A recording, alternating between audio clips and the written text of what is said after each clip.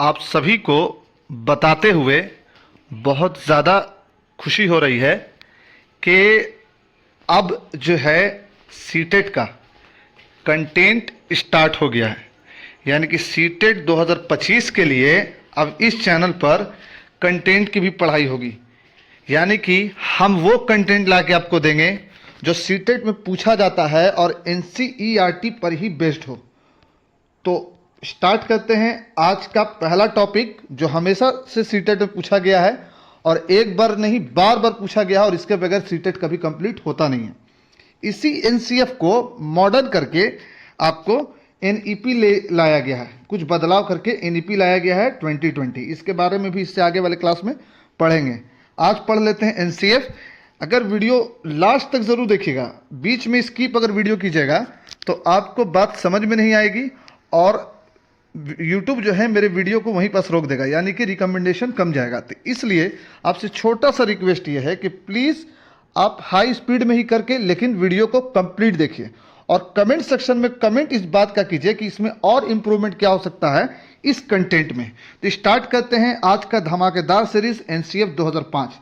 NCF 2005, NCF का full form क्या होता है? National curriculum frame work 2005। सी से करिकुलम, करिकुलम, उसके बाद एफ से क्या होगा? फ्रेमवर्क। तो एनसीएफ का फुल फॉर्म होता है नेशनल करिकुलम फ्रेमवर्क 2005। ये रही बात एनसीएफ। एनसीएफ क्या है? एनसीएफ जो है वो है क्या? तो नेशनल करिकुलम फ्रेमवर्क 2005 है। इस एनसीएफ को बनाया गया था प्रोफेसर यशपाल की अध्यक्षता में। प्रोफेसर यशपाल जो हैं एक अच्छे शिक्षाविद थे भारत के और मुंबई में बहुत सारे साइंस कॉलेज में भी इन्होंने काम कर रखा है। इनका काम जो है फिजिक्स में और लैंग्वेज पर बहुत सारा काम इन्होंने किया है। फिजिक्स के मेन प्रोफेसर ये थे। अब कंटेंट से समझिए जो एग्जाम में पूछा जाता है। राष्ट्रीय पाठ्यचर्या की रूपरेखा 2005 एक ऐसा दस्तावेज है जो बालकों को क्या और कैसे पढ़ाएं इस पर बल देता है। यानी कि एनसीएफ 2005 एक डॉक्यूमेंट है जो इस बात पर बल देता है कि बच्चों को क्या पढ़ाएंगे, कैसे पढ़ाएंगे और कितना पढ़ाएंगे और कब पढ़ाएंगे, इस बात पर बल देता है। राष्ट्रीय पाठ्यचर्या की रूपरेखा 2005 इस बात पर बल देता है कि बच्चे को क्या, कब और कैसे पढ़ाया जाए। राष्ट्रीय पाठ्यचर्या की रूपरेखा 2005 की उत्पत्ति रविन्द्रनाथ टैगोर के सभ्यता एवं संस्कृति नाम के निबंध से हुई थी। रविन्द्रनाथ टैगोर का एक निबंध था सभ्यता एवं संस्कृति, सभ्यता एवं संस्कृति। इसी निबंध के नाम से स्टार्ट हुआ एनसीएफ 2005। यहाँ से उत्पत्ति हुआ इस निबंध, इस आर्टिकल से जिसको रविन्द्रनाथ टैगोर ने लिखा, जिनको हम लोग रविन्द्रनाथ ठाकुर भी बोलते हैं, बाद में टैगोर की उपाधि मिली। तो इस आर्टिकल के वजह से सभ्यता एवं संस्कृति नाम के आर्टिकल से स्टार्ट हुआ एनसीएफ 2005। इसका अनुवाद जो है हमारे संविधान के 8वीं अनुसूची में भी किया गया है। 8वीं अनुसूची, इसका अनुवाद 8वीं अनुसूची के भाषाओं में भी किया गया है। भाषा जो है 8वीं अनुसूची की जो भाषा है उस 8वीं अनुसूची के सभी भाषाओं में इसका अनुवाद किया गया है। 8वीं अनुसूची में लगभग 22 से 23 भाषा भी है, पहले 16 भाषा थी। तो उन भाषाओं में जैसे कि भोजपुरी भी अब शामिल हो गया है, तो उन सभी भाषाओं में इसको कन्वर्ट किया गया। सिर्फ हिंदी में एनसीएफ 2005 नहीं है, बल्कि अलग अलग लैंग्वेज में, मैथिली में, मलयालम में, कन्नड़ में और भी कई तरह के लैंग्वेज में एनसीएफ 2005 है। जो 8वीं अनुसूची के अंदर जितने भी भाषाओं को मान्यता दिया गया है उन सभी भाषाओं में एनसीएफ 2005 है। अब आइए आगे की तरफ कंटेंट पे आगे नेक्स्ट देखते हैं क्या है। एनसीएफ का फुल फॉर्म हमेशा से एग्जाम में पूछा गया है, तो याद रखिएगा नेशनल करिकुलम फ्रेमवर्क, ठीक है, 2005। प्रोफेसर यशपाल की अध्यक्षता में तैयार किया गया। 1992 में गठन और 1993 में इसका परिणाम आया। इसका गठन जो है 92 में हुआ और 93 में ये लागू हो गया। 93 में लागू हो गया। अध्यक्षता किसने की? प्रोफेसर यशपाल ने। यानी कि मेन जो लीडिंग रोल में थे वो प्रोफेसर यशपाल थे। प्रोफेसर यशपाल स्पेशली जो है मुंबई के किसी कॉलेज के फिजिक्स के प्रोफेसर थे। अब याद रखिएगा इसमें एक और बात जो एग्जाम में हमेशा पूछा जाता है, ठीक है। इसमें ये जो प्रोफेसर यशपाल ने जिस कमिटी की अध्यक्षता की। इस समिति में कितने सदस्य थे? तो इस समिति में कुल 38 सदस्य थे, याद रखिएगा, एग्जाम में पूछा जाता है। प्रोफेसर यशपाल की अध्यक्षता में जो कमेटी बनी एनसीएफ 2005 के लिए 1992-93 में, इस कमेटी में कितने कुल अध्यक्ष थे, कुल कितने सदस्य थे?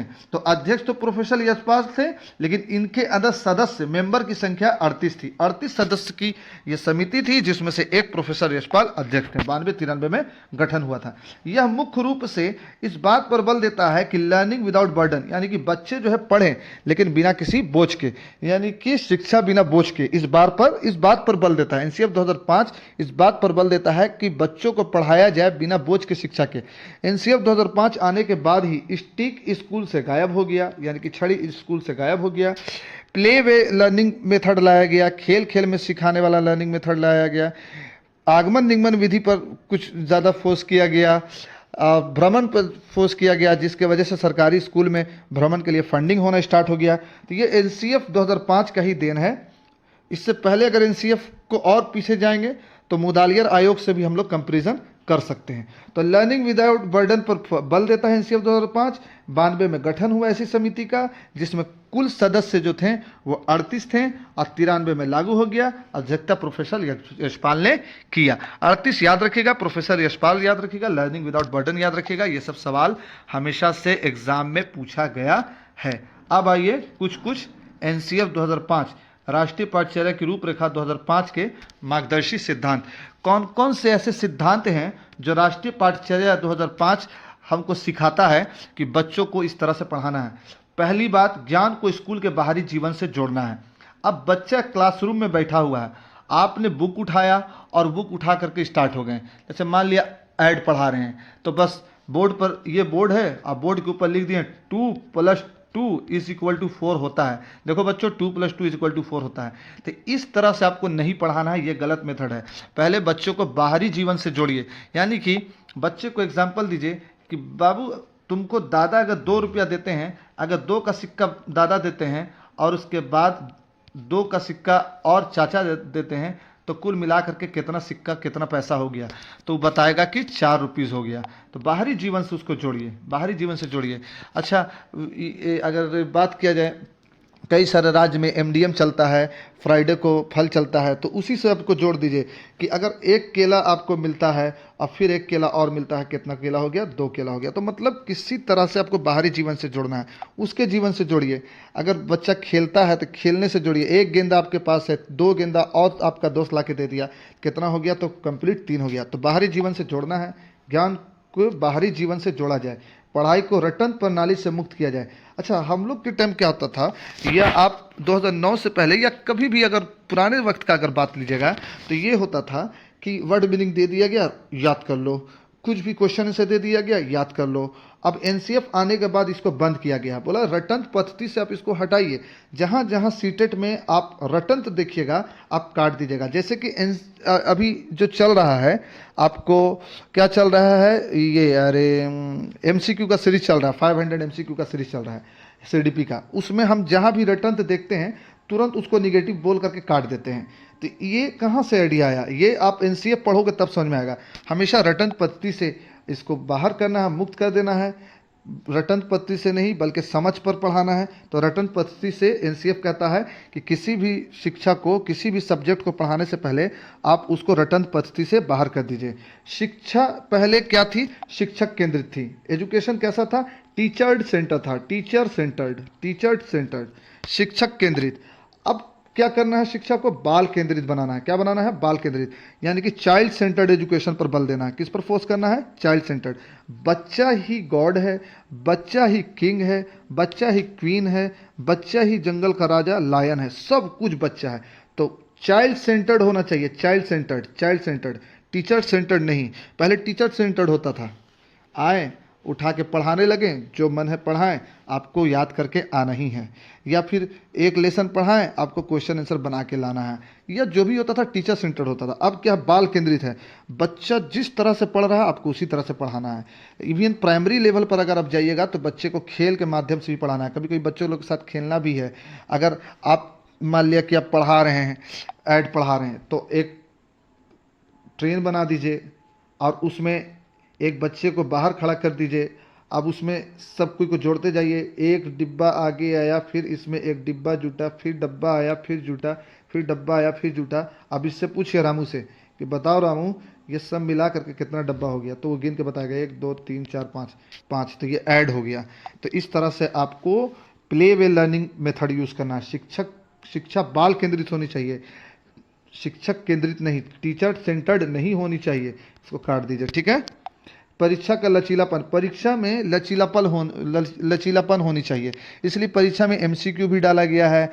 परीक्षा में आपको, अब तो परीक्षा में ये बोर्ड एग्जाम में ऐसा आ गया है कि 100 एमसीक्यू है, जिसमें से 50 एमसीक्यू बनाना है, ठीक है। और सीबीएसई का एक नया रूल, आज का अपडेट यह है कि सीबीएसई कहता है कि बोर्ड की परीक्षा अब साल में 2 बार ली जाएगी, 2 बार। अब बताइए, इतना लचीलापन आ गया है। अच्छा, लचीलापन ये भी है कि आपको प्रोजेक्ट मेथड में आपको नंबर मिलता है परीक्षा से। लचीलापन में ये आप ला सकते हैं कि कुछ बच्चे जो है एक्टिविटी में अच्छे होते हैं, तो उन बच्चों को क्लास से बाहर जा कर के एक्टिविटी करवाइए और उसका मार्क्स जो है एग्जाम में उससे जोड़ लीजिए। तो लचीलापन होना चाहिए और गतिविधि से जोड़ना चाहिए। परीक्षा हमेशा एक्टिविटी, परीक्षा आप अगर ले रहे हैं तो सिर्फ कॉपी पेंसिल वाला नहीं लेना है, कॉपी पेंसिल वाला परीक्षा नहीं लेना है, बल्कि आपको एक्टिविटी से भी जोड़ना है। तो एक्टिविटी करवा लीजिए, बागवानी करवा लीजिए, उसका 20 नंबर रख लीजिए, कोई गाना सुन लीजिए, उसका 20 नंबर रख लीजिए, कुछ भी एक्टिविटी करवा करके। तो परीक्षा का लचीलापन होना चाहिए और परीक्षा में एक्टिविटी होनी चाहिए, और शिक्षा में भी, यानी कि पढ़ाते वक्त भी एक्टिविटी के साथ आपको पढ़ाना है, कुछ ना कुछ एक्टिविटी करके, रटंत नहीं। राष्ट्रीय मूल्यों के प्रति आस्थावान विद्यार्थी, ऐसे विद्यार्थी आपको बनाना है जो राष्ट्रीय मूल्यों के प्रति आस्थावान हो। तो राष्ट्रीय मूल्यों के प्रति आस्थावान विद्यार्थी, ऐसे विद्यार्थी बनाइए जो राष्ट्रीय मूल्यों के प्रति आस्थावान हो, जैसे उनके अंदर देश भावना हो, राष्ट्र भावना हो, या फिर पब्लिक प्रॉपर्टी को सेव करने का भावना हो। या ऐसे स्टूडेंट को आपको क्रिएट करना है जो खुद से ही एयरपोर्ट या रेलवे स्टेशन या सोशल प्लेस पर साफ सफाई का ध्यान रखे, डिसिप्लिन मेंटेन करे, पब्लिक प्रॉपर्टी को नुकसान नहीं पहुंचाए। ऐसे स्टूडेंट को आपको क्रिएट करना है, जो शुरू से ही 1 क्लास से ही या आपको प्ले क्लास से ही इस बात को समझाना है। तो राष्ट्रीय मूल्यों के प्रति आस्थावान विद्यार्थी, एनसीएफ 2005 के प्रमुख मार्गदर्शी सिद्धांत, बालक सक्रिय, चाइल्ड एक्टिव हो, बच्चे ज्ञान के सक्रिय निर्माता हो। देखिए, एनसीएफ कहता है कि बच्चे को एक ऐसा इन्वायरमेंट दे दीजिए जिसमें वो नॉलेज का बिल्डिंग खुद से कर सके, बल्कि ऐसा नहीं कि आपको कुछ रटवाना पड़े। तो हमेशा बच्चा एक्टिव होना चाहिए, टीचर एक्टिव नहीं, बच्चा ज्ञान के सक्रिय निर्माता है। यानी कि बच्चे के अंदर कुछ ऐसा एक्टिविटी दे दीजिए या कुछ ऐसा स्कैप फोल्डिंग दे दीजिए, स्कैप फोल्डिंग मतलब प्राइमरी हेल्प, जिसमें बच्चा खुद से ज्ञान का निर्माण कर दे। तो इस तरह से आप इसको बता सकते हैं। उसके बाद नेक्स्ट क्या है, तो बच्चे ज्ञान के सक्रिय निर्माता होने चाहिए और बच्चा जोड़ तोड़ करे, गलती करे, सुधार करे और फिर सीखे। यानी कि बच्चा कुछ भी सीखे तो जोड़ तोड़ करे, गलती करे, सुधार करे।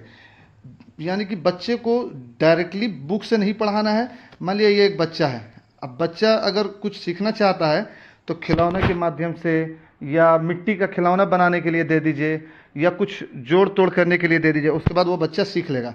ऐसे ये मेरा भगना है, आरिश नाम है, तो थोड़ा सा क्यूट और बदमाश भी है। तो ये इस तरह से बहुत सारी चीज़ सीखता है। ये कई बार हम देखे हैं कि अगर एक कलर का अगर कोई चीज़ है तो एक कलर वाले को एक तरफ कर देगा और एक कलर वाले को एक तरफ कर देगा। जैसे इसके लिए एक बार लाया गया था ए से जेड तक का आपको अल्फ़ाबेट का प्लास्टिक का आता है बाज़ार में, तो उसको क्या किया, जितना भी ग्रीन था सबको एक तरफ कर दिया और जितना भी ऑरेंज था सबको एक तरफ कर दिया, रेड वाले को एक तरफ कर दिया, तो उस ब्लू वाले को एक तरफ कर दिया अल्फ़ाबेट में जो था, और उसको सजा दिया। तो ये बच्चे को इसी तरह से आपको पढ़ाना है, यानी कि ये बच्चे का अच्छा गुण है। इस तरह से आप ये नहीं बोल सकते हैं कि बच्चा जो है ये गलत कर रहा है, कुछ ना कुछ इससे सीख रहा है।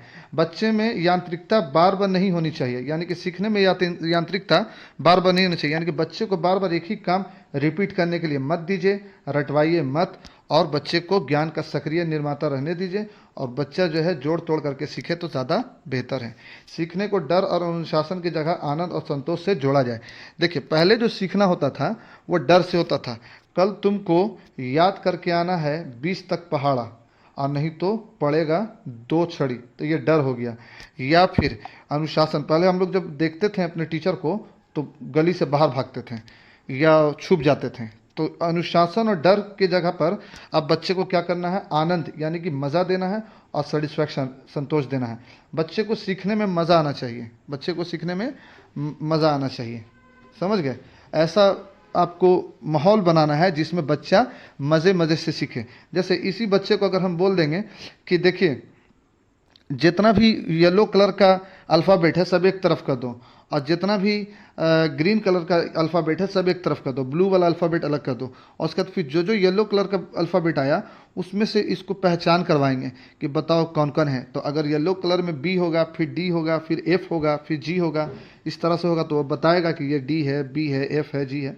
तो कहीं ना कहीं ये आनंद लेगा यानी कि मज़ा लेगा। तो संतोष और आनंद से जोड़ा जाए, डर और इससे अनुशासन से नहीं। तो जहाँ भी डर आएगा सीटेट के एग्ज़ाम के क्वेश्चन में आप उसको काट दोगे, संतोष और आनंद आएगा तो वो सही होगा।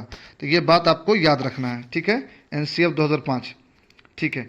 उसके बाद क्या है अगला, कक्षा बहुभाषिकता वाली होनी चाहिए। देखिए कक्षा में यानी कि क्लासरूम में बहुभाषिकता होना या बहुभाषिक होना क्लासरूम का, ये अच्छी बात है। ये क्या है, रिसोर्स है। क्या है, रिसोर्स है, एक तरह का संसाधन है। क्या है ये, संसाधन। तो इसको संसाधन की तरह लेना है, ना कि रुकावट या फिर बोझ या फिर निगेटिव पॉइंट पर नहीं लेना। रुकावट है, बहुभाषिकता रुकावट है, बोझ है, ऐसा नहीं है। मान लिया कि एक ही अगर क्लासरूम में 4 भाषा बोलने वाले बच्चे हैं तो चारों भाषा इधर से उधर जाएगा तो वो कहीं ना कहीं चारों भाषा को पूरे क्लासरूम के बच्चे सीख जाएंगे। तो बहुभाषिकता आपको संसाधन है, नहीं रुकावट नहीं है या बोझ नहीं है। इसमें भाषा के 4 कौशल बताई गई है, ठीक है। 3 लैंग्वेज थ्योरी पर है। कक्षा बहुभाषिकता 3 लैंग्वेज थ्योरी होनी चाहिए। 3 लैंग्वेज थ्योरी क्या है, 3 लैंग्वेज में एक होनी चाहिए आपकी रीजनल लैंग्वेज, एक होनी चाहिए आपका क्लासरूम लैंग्वेज मतलब कि ऐसा लैंग्वेज जो क्लासरूम में चलता हो, ठीक है। एक होनी चाहिए आपका ऐसा लैंग्वेज जो सब जगह बोला जाता हो यानी कि इंग्लिश। तो आपको एक घर की बोली बोल सकते हैं, एक आपका क्लासरूम की बोली और एक लर्निंग वाली बोली जिसमें अधिगम करवाया जाता हो। यानी कि सीबीएसई स्कूल में इंग्लिश हो गया, लर्निंग की बोली जिसमें अधिगम करवाया जाता है, और हिंदी स्कूल में हिंदी हो गया। तो इस तरह से आप 3 भाषा 3 लैंग्वेज थ्योरी पर चल सकते हैं। एक बच्चे की खुद की भाषा जो बच्चा सीख के आया है घर से, एक वो जो बच्चा जिसमें बच्चा पढ़ता हो यानी कि जिसमें बच्चा जिस भाषा में बच्चा पढ़ ले, और एक जो आप उसको सिखाते हो। 3 लैंग्वेज थ्योरी। भाषा के 4 कौशल होते हैं जिसको हम लोग शॉर्ट में सबोपल्ली भी बोलते हैं, सबोपल्ली या सुबोपल्ली भी बोलते हैं, सुबोपल्ली भी बोलते हैं, सुबोपल्ली। सु से सुनना, सुबोपल्ली, ठीक है, पल्ली, सुबोपल्ली। ये जो सु हुआ, सु से सुनना, बा से बोलना, पा से पढ़ना और ली से लिखना। ये 4 कौशल बच्चे के अंदर होनी चाहिए।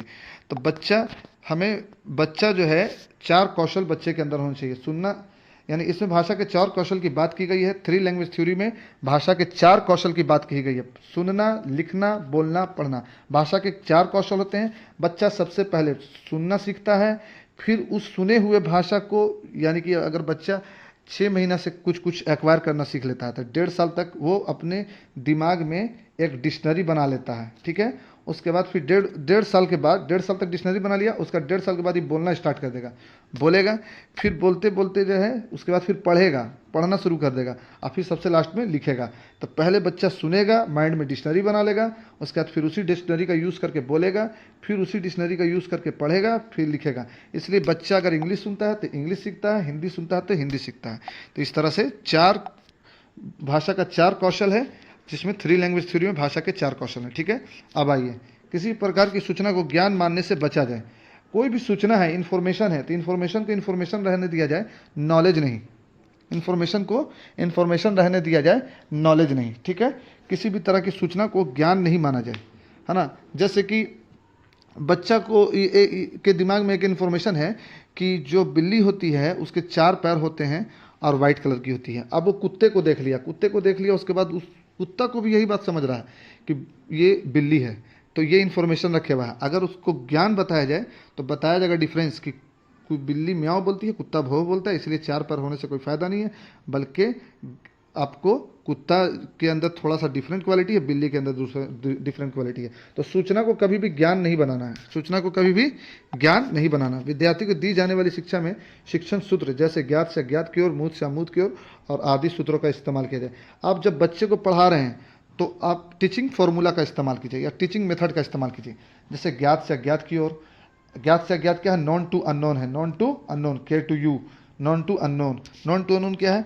बच्चे को पहले से जो पता है उसको आप पता लगा लीजिए, फिर आप वो बताइए जो बच्चे को नहीं पता है। तो ज्ञात से अज्ञात की ओर।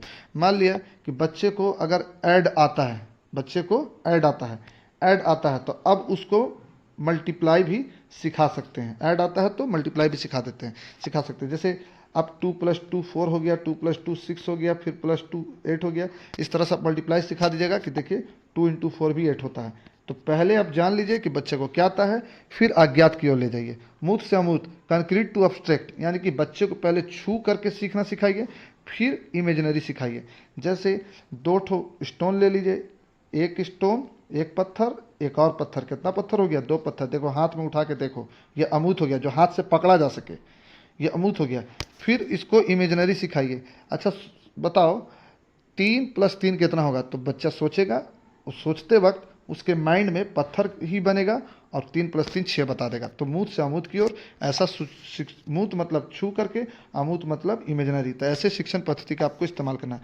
पनिशमेंट और रिवार्ड की भावना को सीमित किया जाए, यानी कि बच्चे को ना निगेटिव रेनफोर्समेंट देना है ना पॉजिटिव, यानी कि बच्चे को बार बार पनिशमेंट नहीं देना है, बार बार उपहार भी नहीं देना है। अच्छा तुम क्लासरूम में बहुत अच्छा मार्क्स लाया, 10 आउट ऑफ 10 लाया, लो मेरे तरफ से 1 पेन लो। हर वीक में अगर 1 पेन मिलता जाएगा हर सप्ताह में, तो उसका एक्सटर्नल मोटिवेशन बढ़ जाएगा और इंटरनल मोटिवेशन घट जाएगा, और ये मोटिवेशन बहुत डेंजर होगा। तो रिवार्ड बार बार देने से बच्चा के अंदर मोटिवेशन कम होता है। अब बार बार पनिशमेंट भी नहीं देना है, ठीक है। साथ शैक्षिक गतिविधि में बच्चों के अभिभावक, पेरेंट्स को भी जोड़ा जाए। जैसे कि सीबीएसई स्कूल में कोई भी प्रोजेक्ट मिलता है तो वो प्रोजेक्ट जो है गार्जियन को भी मिल जाता है, बच्चे गार्जियन से बनवाते हैं। उसी तरह से गवर्नमेंट स्कूल में भी हम लोग को कोशिश करनी चाहिए कि जो भी एक्टिविटी हो रहा है उसमें बच्चों के साथ साथ गार्जियन को भी जोड़ा जाए।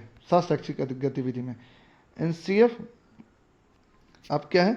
एनसीएफ 2005 का प्रमुख सूत्र बिना भार के, देखिए एनसीएफ 2005 का प्रमुख सूत्र, इसको पढ़ते हैं।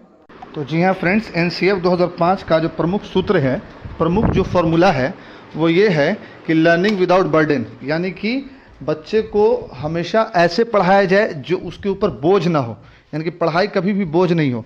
स्कूल से गायब रहने का मुख्य कारण यही है बच्चों का कि बच्चे पढ़ाई को पढ़ाई की तरह नहीं बल्कि उसको बर्डन की तरह, बोझ की तरह लेते हैं। तो जब तक बच्चे के लिए पढ़ना बोझ रहेगा तब तक स्कूल में बच्चों की संख्या नहीं रहेगी। अब स्कूल से याद आया, बच्चों की संख्या घटने से याद आया कि यूपी में 5000 स्कूल बंद कर दिया गया है। बंद नहीं, मर्ज कर दिया गया है मिडिल स्कूल में। तो जब मर्ज कर दिया गया है यानी कि प्राइमरी स्कूल तो बंद हो गया, तो इसमें ये तर्क ये दिया गया है वहाँ के शिक्षा विभाग का कि इस जो बच्चे हैं प्राइमरी सेक्शन के वो नहीं हैं स्कूल में, इसलिए स्कूल को मर्ज कर दिया गया है। तो यानी कि यही वही बात हुई कि व्यवस्था नहीं सुधारेंगे, पूरे व्यवस्था को ही बंद कर देंगे। तो इस पे ज़्यादा नहीं जाना चाहते हैं, अब थोड़ा सा याद आ गया तो बता दिया गया। लेकिन ऐसा नहीं है, बच्चे का जो पढ़ाने का मेथड है वो बदलिए, थोड़ा सा व्यवस्था दीजिए। बच्चे सरकारी स्कूल में आते हैं, आज बिहार में आके देखिए, जहाँ बिहार में बच्चे नहीं आते थे आज बिहार में बहुत अच्छा पोजीशन है। तो एनसीएफ कहता है कि एनसीएफ का मुख्य रूप से सूत्र जो फॉर्मूला यही है कि लर्निंग विदाउट बर्डन पर पढ़ाया जाए। चलिए, बच्चों को वातावरण दिया जाए, उपदेश नहीं। बच्चे को इन्फॉर्मेंट दिया जाए पढ़ने का, उपदेश नहीं। तुम पढ़ो, क्यों नहीं पढ़ते हो, ज़रूर पढ़ो, ऐसे पढ़ो, ऐसे पढ़ो।